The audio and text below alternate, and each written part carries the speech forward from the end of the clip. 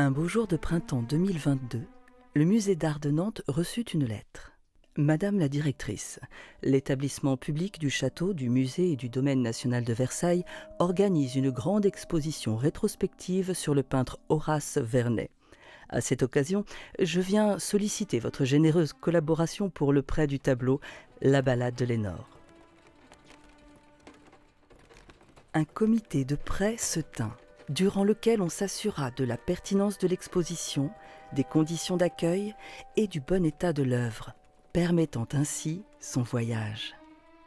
L'exposition imaginée par le château promettait d'être belle et remarquable. Vint l'heure du départ. Les équipes du musée nantais étaient à l'œuvre. Le tableau devait arriver à destination sans heurts ni encombre. D'abord, il fallut le décrocher de son support, avec soin et délicatesse. Ensuite, on observa l'état de l'œuvre. Toutes les surfaces et recoins, de la toile au cadre, de la peinture au vernis, lacunes, craquelures, fragilités, rien n'échappa au regard des orfèvres de la Régie d'art. Avant de quitter son lieu de villégiature nantais, le tableau en profita pour jeter un dernier regard à ses compagnons d'exposition. Promis, il reviendrait bientôt en ces lieux. Il entra en sommeil dans son écrin protecteur, créé sur mesure pour le voyage.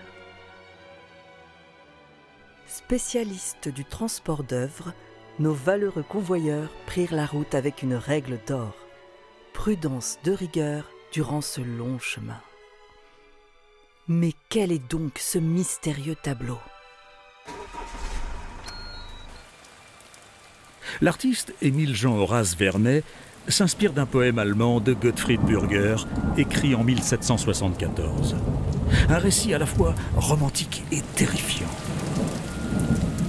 Lénore attend désespérément le retour de son fiancé Willem, parti à la guerre de 7 ans. « Willem, mon époux, es-tu mort? Es-tu parjure? Tarderas-tu longtemps encore ?» Un soir, à minuit, un chevalier se présente devant sa porte. La jeune femme reconnaît en lui son fiancé qui l'invite à monter à cheval pour partir vers l'endroit où doivent se célébrer leurs noces. Au corps du cavalier, ses mains blanches s'enlacent. L'ardent coursier s'élance échevelé. Ses fers arrachent aux cailloux des aigrettes d'éclairs.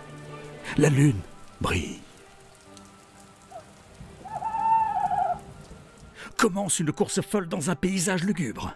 Le sol rapidement fuit. Tout se précipite, montagnes et forêts et châteaux.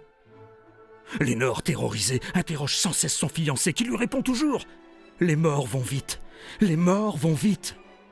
As-tu peur des morts, ma bien-aimée ?»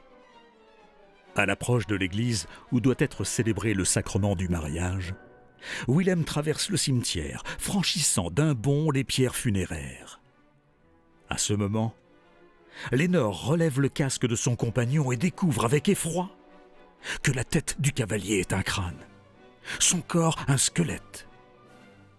Le cheval noir se cabre furieux, vomit des étincelles et soudain s'abîme et disparaît dans les profondeurs de la terre.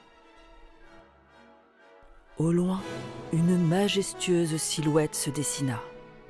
Galerie, moulure, dorure, gigantisme merveilleux. Nos héros arrivèrent au château de Versailles. L'accueil fut tout aussi protecteur qu'au musée nantais, car il fallut répéter les gestes précis et soignés pour sortir l'œuvre de son sommeil. À nouveau, des mains délicates retirèrent le tableau de son coffrage, puis des yeux méticuleux s'assurèrent que rien n'avait changé pendant le voyage.